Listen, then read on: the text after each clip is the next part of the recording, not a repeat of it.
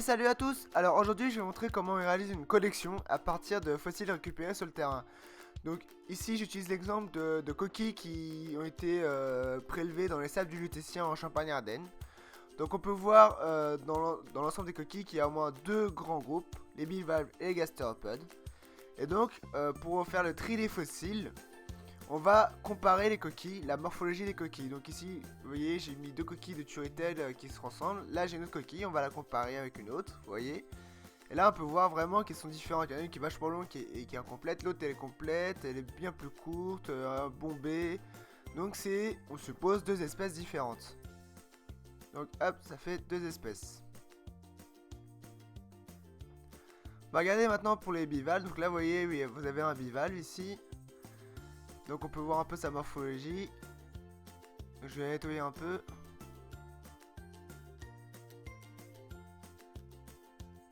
Voilà, ce sera mieux pour regarder la morphologie.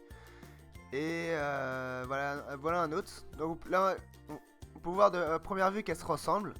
Mais pour être sûr que ce sont les mêmes espèces, on va regarder les crochets.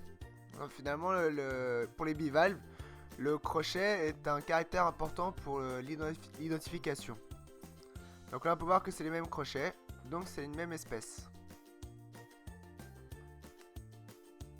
Donc après voilà, vous voyez, on compare les fossiles au niveau de leur morphologie. Vous voyez, ces deux là ils sont différents au niveau de la morphologie, donc il n'y a même pas besoin de comparer les crochets. Et on fait comme ça au fur et à mesure, et comme ça on fait un premier tri des fossiles pour avoir déjà une idée des espèces qu'on a, sans forcément aller tout de suite dans l'identification.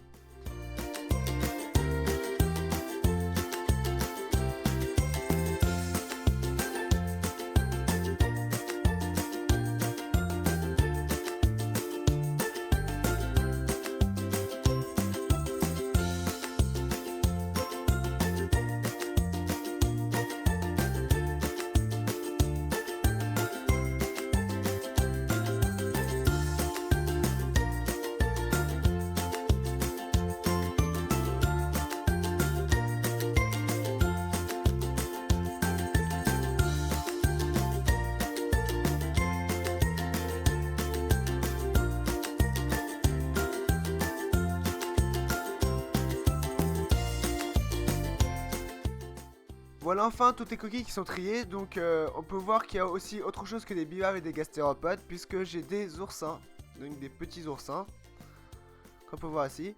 Donc j'ai gardé en fait que les coquilles qui sont complètes, parce que sinon j'allais avoir une trop grande quantité.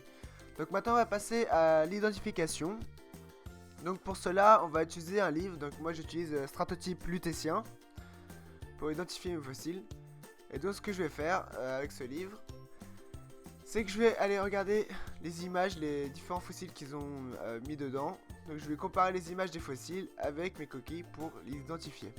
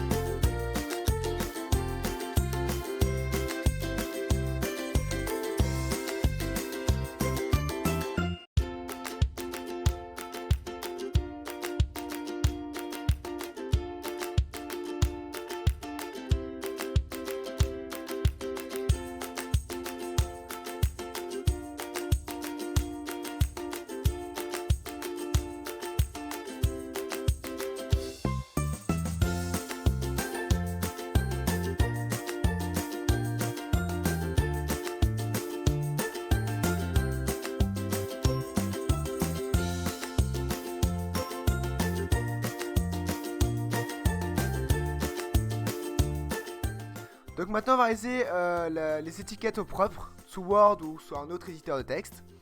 Donc dans le cadré en noir que j'ai fait, je vais rajouter d'abord sur la première ligne le nom de l'espèce. Donc bien penser à le mettre en italique et avec la majuscule pour le nom du genre. Donc ici ça va être Crassatella ponderosa. En dessous, on va mettre le nom de l'auteur. Donc Gamelin est en 1791. Donc c'est Gamelin qui a identifié cette espèce à la date de 1791. Et en dessous, on va ajouter le lieu de la découverte, ici Fleury-la-Rivière. Comme ça, quand je regarde ma collection, quand je regarde les coquilles, je sais d'où elles viennent.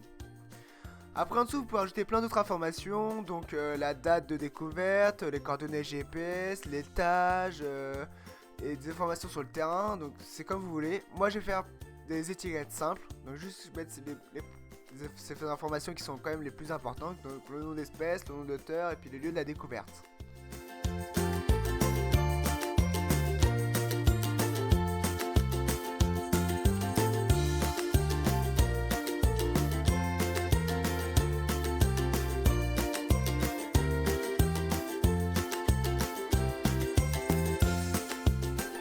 Donc voilà toutes les espèces que j'ai identifiées.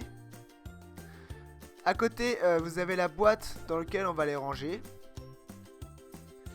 Et enfin, là, on a ma fameuse feuille avec les étiquettes de toutes les espèces.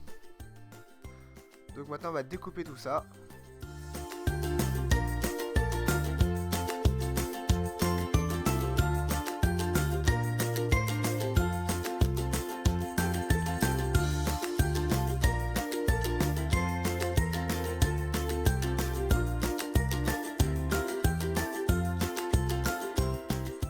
Maintenant que les étiquettes sont bien rangées et avec les espèces rangées par ordre, on va faire le rangement des fossiles dans la boîte. Donc on va commencer, je crois que c'est Crassatella ponderosa, oui c'est ça. Donc hop, et donc on va ranger les coquilles une par une, correctement, bien rangées, proprement les boîtes avec des étiquettes bien rédigées au propre. Donc l'avantage c'est que avec le papier comme ça, avec la petite encadrée, ça fait une collection propre.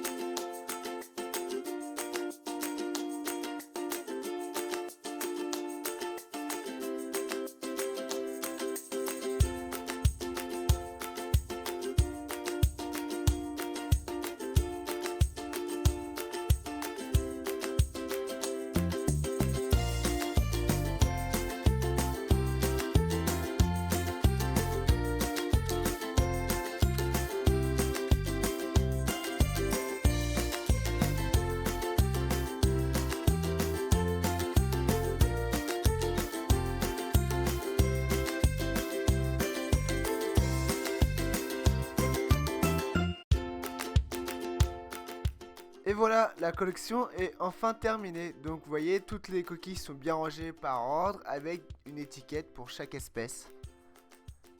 Et tout rentre dans la boîte comme il faut. Donc vous voyez, c'est une collection propre, bien rangée.